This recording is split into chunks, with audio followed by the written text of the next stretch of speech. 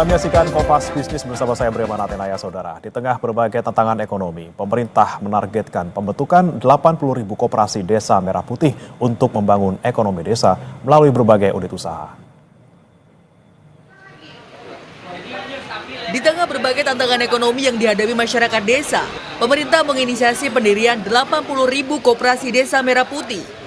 Koperasi desa diyakini akan memberikan jaminan pembangunan ekonomi desa melalui sejumlah unit usaha seperti toko sembako, agen pupuk, gudang penyimpanan, hingga penjualan komoditas lokal unggulan. Baru-baru ini dulu dong. Menteri Koordinator Pangan Zulkifli Hasan bilang, koperasi desa akan menyerap lebih dari 2 juta tenaga kerja, memotong rantai pasok, dan membuka akses ke pusat perbankan dan produsen. Satu, ini dibentuk agar ekonomi desa itu terbangun. Ya, kalau desa ekonomi yang terbangun akan menyerap lebih dari 2 juta tenaga kerja, sehingga desa ini akan pemuda-pemuda penuh harapan. Itu memotong rantai pasok. Jadi produsen-produsen sembako desa itu paling ujung. Bayangkan dari produsen, distributor, grosir, apalagi ya, warung kecil, warung besar, waduh, baru sampai desa. Itu akan dipotong rantai pasok yang panjang.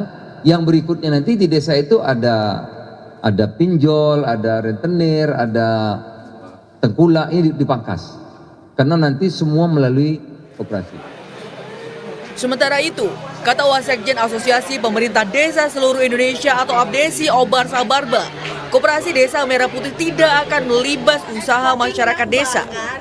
Obar optimis, koperasi desa bisa menjaga dana desa tepat sasaran.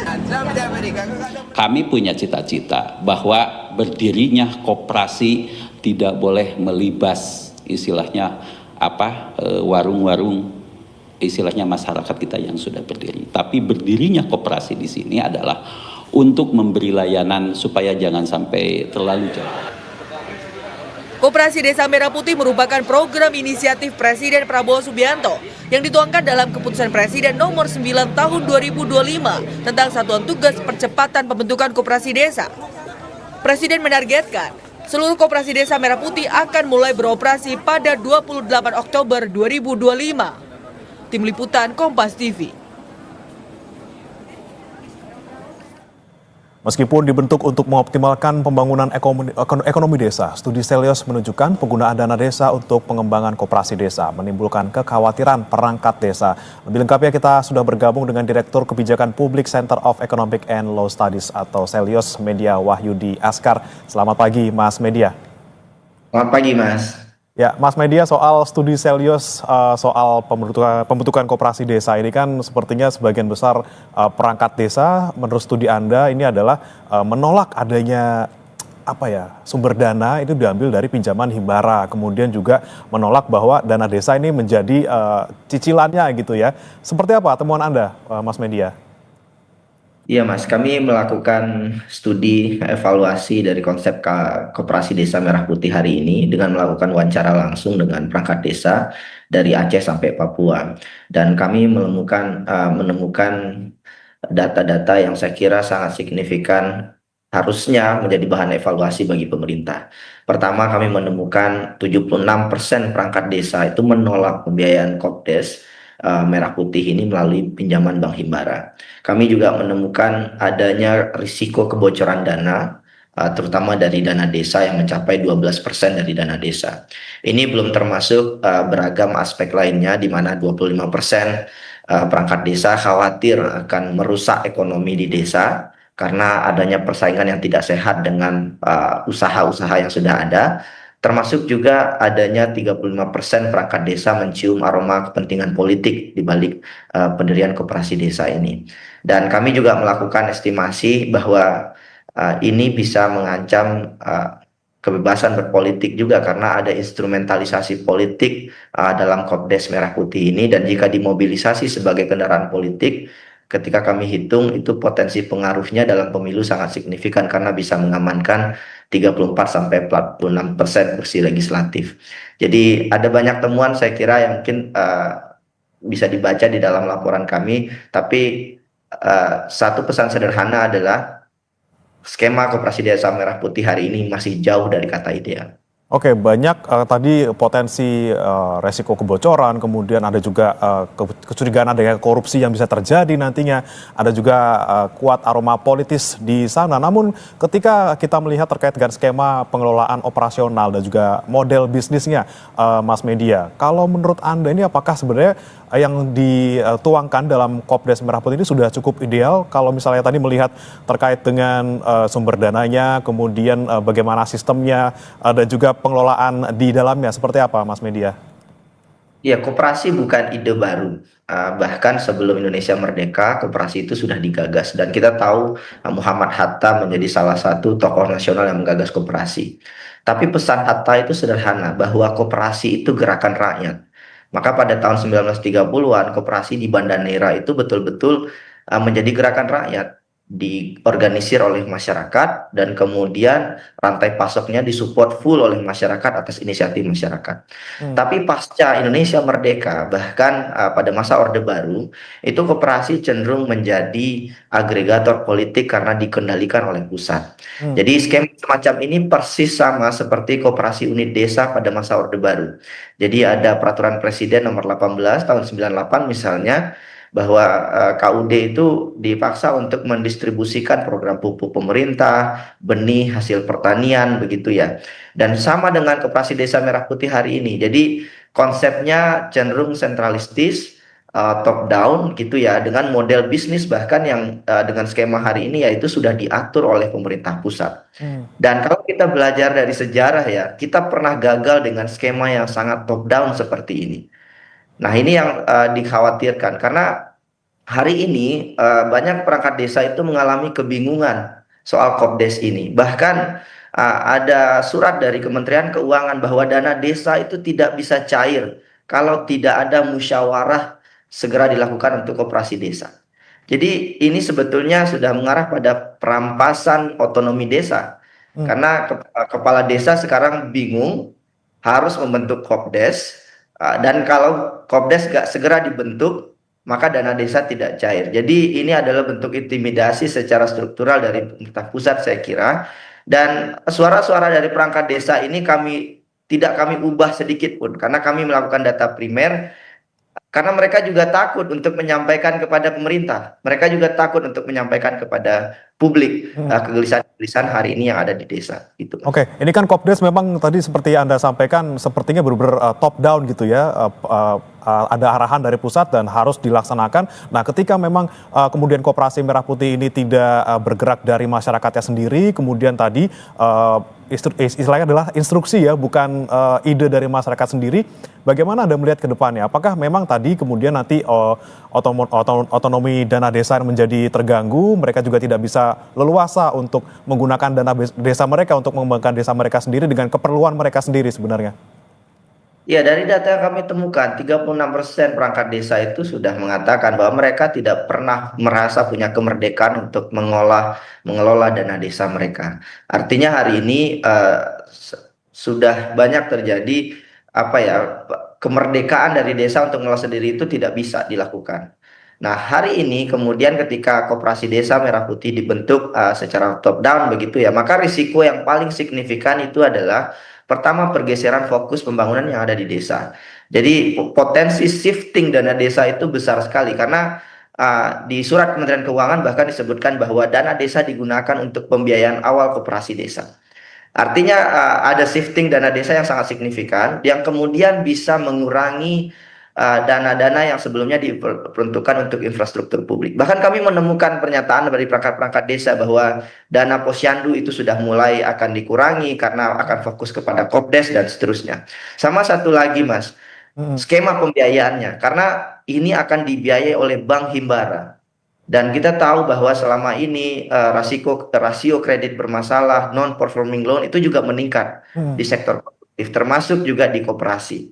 Artinya ada risiko sistemik yang sangat rumit dan kompleks, dan kalau tidak diantisipasi ini akan bisa berujung pada bencana fiskal. Karena ada 400 triliun anggaran yang akan digelontorkan ya untuk ini lewat Bank Himbara, dan ketika terjadi risiko sistemik gagal bayar, maka ini dampaknya akan sangat masif terhadap keuangan publik begitu, Mas. Oke, kalau dari studi Anda juga yang saya baca kemarin, Mas Media, ini sebenarnya kalau misalnya ujung-ujungnya gagal dalam tanda kutip, ini kan yang dirugikan semuanya masyarakat gitu ya. Oke lah, misalnya pinjaman datang dari Bank Himbara, kemudian nanti yang akan nalangin istilahnya itu dari APBN pemerintah gitu ya. Itu kan APBN uang-uang rakyat juga. Kemudian dana desa juga ketika digunakan juga akhirnya tidak bisa digunakan untuk keperluan mereka yang lebih penting. Nah, Anda melihat seharusnya skema pembiayaan yang tepat untuk dana desa ini uangnya dari mana, Mas? Selain dari pinjaman Bank Himbara ini. Iya, pertama dana desa harus digunakan untuk pembangunan desa dan atas persetujuan masyarakat desa. Dan ini akan dalam konteks Koperasi Desa Merah Putih ini kan terjadi tidak begitu partisipatif. Meskipun pemerintah pasti akan mengklaim bahwa telah dilakukan musyawarah desa, telah dicoba dilakukan di level bawah begitu ya. Tapi kan pada faktanya juklak juknis dari pemerintah itu persis sama dengan pengelolaan koperasi di zaman Orde Baru, di mana desa kemudian hanya sebagai agregator layanan pemerintah. Nah, belajar dari ekonomi koperasi di negara lain, ketika koperasi digerakkan oleh tangan negara begitu ya, bukan berbasis inovasi, itu malah justru akan mengalami kemunduran dan bahkan justru memakan dana publik. Dan faktanya hari ini ketika Koperasi Desa Merah Putih dibentuk, bisnis modelnya belum terbentuk. Pengurusnya juga belum begitu kuat. Dan bayangkan desa kemudian atau koperasi itu mendapatkan pendanaan dari Himbara, maka risiko gagal bayarnya pasti akan sangat tinggi. Dan ketika risiko gagal bayarnya tinggi, pasti yang menanggung kerugian adalah Bank Himbara dan juga pemerintah juga begitu. Dan ada satu fakta menarik yang kami temukan di lapangan, masyarakat itu bilang bahwa perangkat desa bilang ini kemungkinan gagalnya besar karena masyarakat beranggap ini adalah koperasi simpan pinjam, masyarakat mungkin akan meminjam dan kemudian tidak akan mengembalikan kembali gitu ya. Dan ada banyak kebingungan sekali di level perangkat desa hari ini yang tidak bisa saya jelaskan satu persatu. Tapi satu hal yang pasti adalah kalau mau diperbaiki itu sekarang sebelum kebijakannya itu dilakukan. Karena kalau tidak, kalau sudah terjadi kebijakannya ratusan triliun kemudian habis terbuang percuma begitu saja, maka risiko sistemik dan seperti yang tadi disampaikan Mas, yang rugi juga adalah masyarakat sendiri karena uang negara dibayar oleh rakyat begitu Mas. Oke, risiko gagal bayar sangat tinggi karena masyarakat ngiranya ya udah ini kan bantuan pemerintah atau pinjaman masyarakat gitu ya. Dan bagaimana kemudian nanti ini sudah berjalan gitu ya. Bagaimana kemudian jangan sampai Koperasi Desa Merah Putih ini berdampak seperti yang kita takutkan. Kita akan jawab setelah ini, saudara tetap bersama kami di Kompas Bisnis.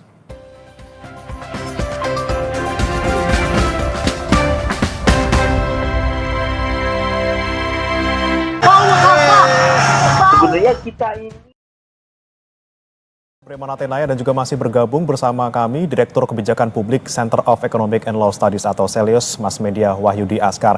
Mas Media, kita lanjutkan kembali Mas Media. Ini kan Koperasi Merah Putih sudah berjalan gitu ya, dan yang cukup membuat beban oleh desa-desa ini adalah kalau mereka belum membentuk Koperasi Merah Putih, dana desa tidak akan cair seperti itu ya. Lalu sebenarnya kebijakan apa nih yang perlu disiapkan pemerintah sekiranya untuk mengantisipasi resiko dari pembentukan Koperasi Merah Putih ini? Ya, jadi kami melakukan survei ya atas kebutuhan utama masyarakat di desa. Sebetulnya apa yang hari ini menjadi kebutuhan oleh masyarakat desa? Dan mengerucut pada 3 prioritas utama di desa. Yang pertama, soal infrastruktur dasar. Dan ini merata di semua desa, ini yang dibutuhkan oleh desa hari ini. Yang kedua, masyarakat ingin ada penyediaan alat pertanian yang lebih modern, jaminan harga hasil panen, dan penguatan BUMDes.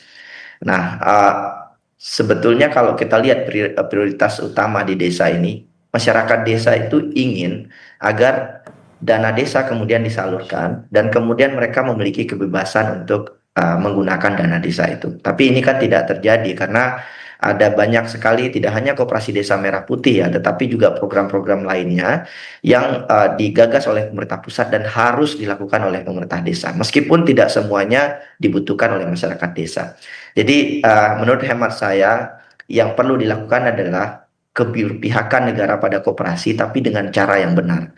Saya tidak menyaksikan, bahkan saya juga tidak menolak keinginan Pak Prabowo untuk memperkuat koperasi. Tetapi dalam konteks ini, kalau kita lihat perjalanan ke belakang beberapa bulan terakhir, bagaimana skema koperasi desa merah putih ini dikembangkan oleh para menterinya, maka kami meyakini dari data yang kami temukan ada kegagalan dalam proses menerjemahkan masalah yang ada di desa dan kemudian diterjemahkan dalam prinsip-prinsip yang lebih top down, dan kemudian saya yakin ketika ini dilakukan dan terus menerus dilakukan sampai kemudian nanti di launching tanpa ada evaluasi, ini bisa mengakibatkan kerugian yang besar bagi masyarakat desa.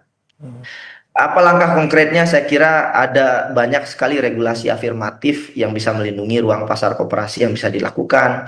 Blended finance juga bisa dilakukan. Saya kasih contoh misalkan koperasi Unimed di Brazil misalkan, itu betul-betul digagas oleh masyarakat dan didukung oleh pemerintah dalam bentuk regulasi. Tapi tidak dengan cara-cara top down seperti ini begitu.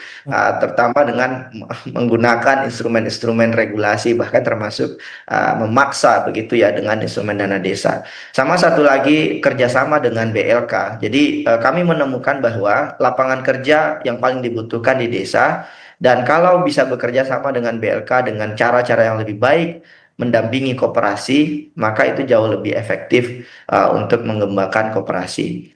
Jadi menurut saya jangan bayangkan desa itu seperti kota. Jadi jangan tempatkan sistem ekonomi berbasis perintah, berbasis komando dalam hidup masyarakat desa. Masyarakat desa itu punya karakter, sejarah, dan kebutuhan yang berbeda. Jadi pesan dari riset kami sederhana, terlalu banyak kebijakan nasional lahir dari obrolan politik segelintir orang, disusun oleh mereka yang belum pernah berumput di desa.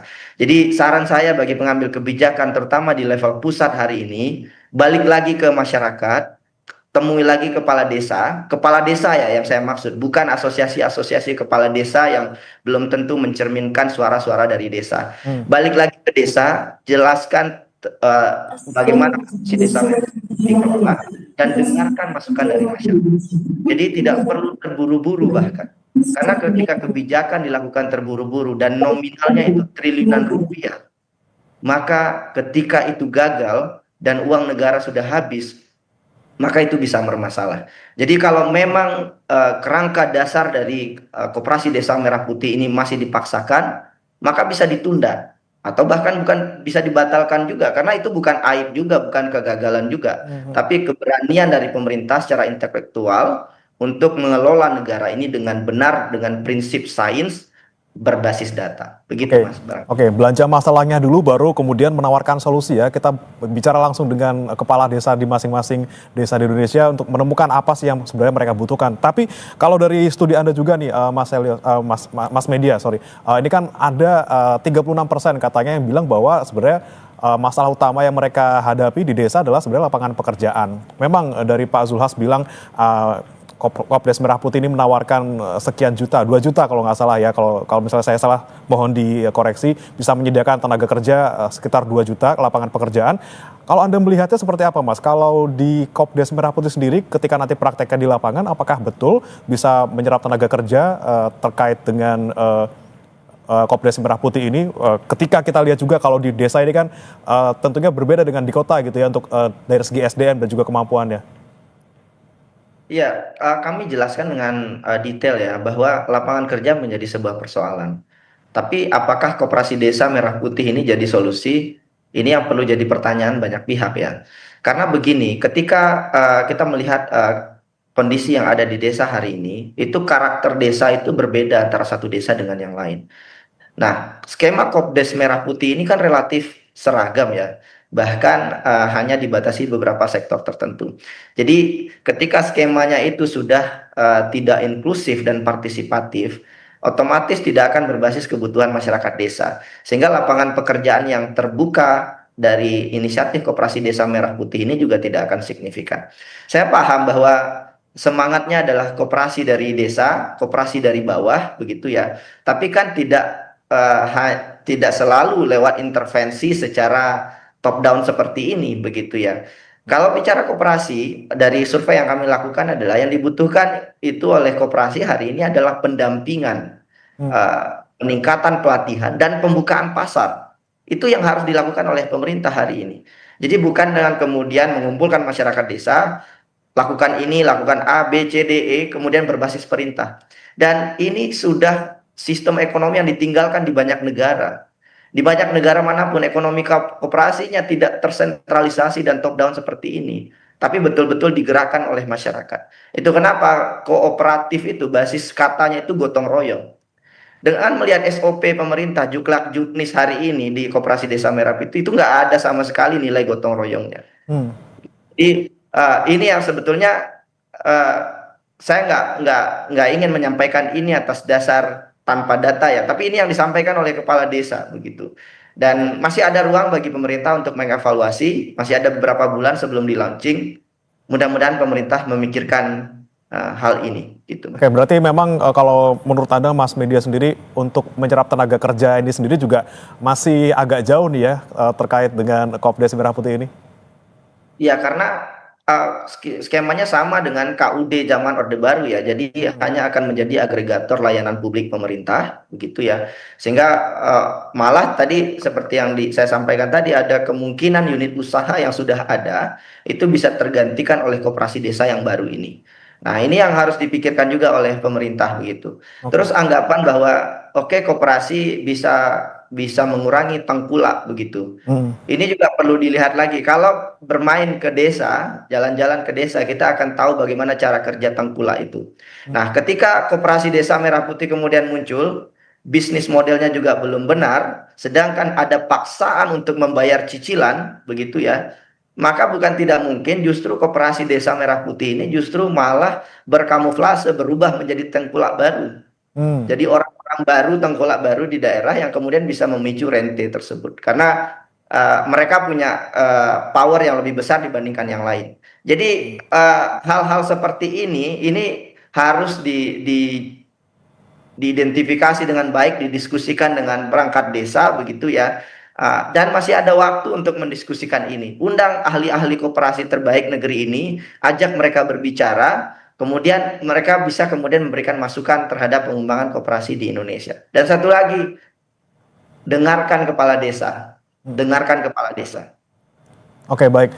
Memang kalau kita lihat tadi dari pernyataan Mas Media juga sepertinya tenaga kerja masih, kalau ngomongin soal tenaga kerja masih agak jauh gitu ya Mas. Kita lihat bagaimana kelolaan mereka juga beresiko tinggi gitu ya. Belum tentu menyentuh apa yang menjadi kebutuhan masyarakat desa. Tapi ketika kita bicara soal lagi-lagi lapangan kerja Mas Media, kalau di luar Koperasi Merah Putih ini, apa yang bisa dilakukan? Di luar Koperasi Desa Merah Putih maksudnya gimana Mas? Iya, akan di studi Anda juga bilang bahwa bisa dibentuk dengan balai latihan kerja untuk kemudian bisa menyerap pengangguran ataupun tenaga kerja yang tidak terserap gitu ya di desa. Seperti apa, Mas? Ya, sekarang di desa lapangan kerja mengalami turbulensi akibat efisiensi anggaran. Program-program padat karya pemerintah itu relatif berhenti begitu ya. Selama ini diharapkan oleh pemerintah desa.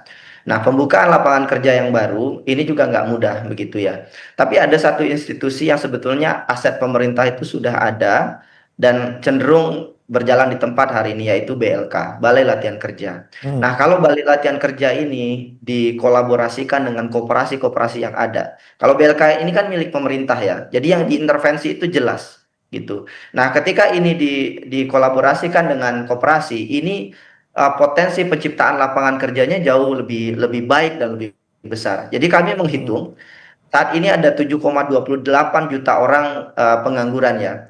Dan kalau kita mengintervensinya lewat BLK misalkan melakukan pendampingan kepada koperasi dengan asumsi satu koperasi bisa menciptakan 20 orang saja lapangan kerja baru per tahun, maka hanya dengan 36 triliun kita bisa mengurangi secara signifikan jumlah pengangguran yang ada di Indonesia. Dan itu hanya dibutuhkan waktu 3 tahun.